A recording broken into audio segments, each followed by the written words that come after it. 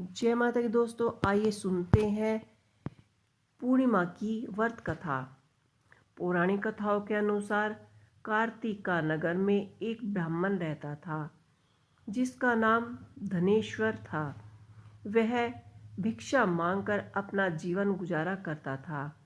उसकी कोई संतान नहीं थी।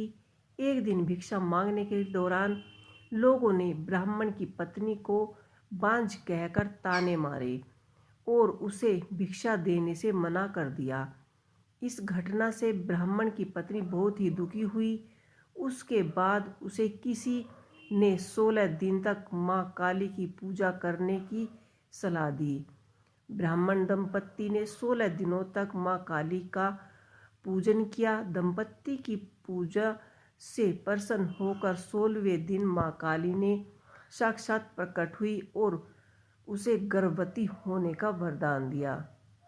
उसके साथ ही माँ काली ने उस ब्राह्मणी से हर पूर्णिमा के दिन एक दीपक जलाने को कहा और धीरे धीरे हर पूर्णिमा पर दीपक की संख्या बढ़ाने को कहा। इस बात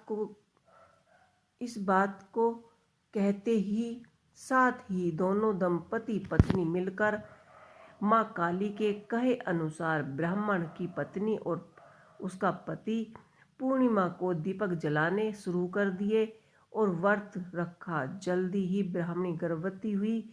कुछ समय बाद ब्राह्मणी ने एक पुत्र को जन्म दिया। दोनों ने अपने पुत्र का नाम देवदास रखा। लेकिन देवदास की उम्र अधिक नहीं थी। देवदास के बड़े होने पर उसे मामा के साथ पढ़ने के लिए काशी भेज दिया। काशी में दुर्घटनावश धोखे से उसका विवाह हो गया। कुछ समय बाद काली उसके प्राण लेने के लिए आ गई। लेकिन उस दिन पूर्णिमा थी और ब्राह्मणी दंपत्ति ने उस दिन व्रत भी रखा था। उस दिन भी अपने पुत्र की व्रत रखा जिसके चलते काली ब्राह्मणी के पुत्र का कुछ भी नहीं बिगाड़ पाई। इसी तरह पूर्णिमा के दिन पूरी श्रद्धा और भावना से व्रत करने से श्रद्धालुओं को सभी कष्ट दूर हो जाते हैं और उनके सभी पाप मिट जाते हैं, उनकी सभी मनोकामनाएं पूर्ण होती है। तो ये थी एक पूर्णिमा की व्रत कथा।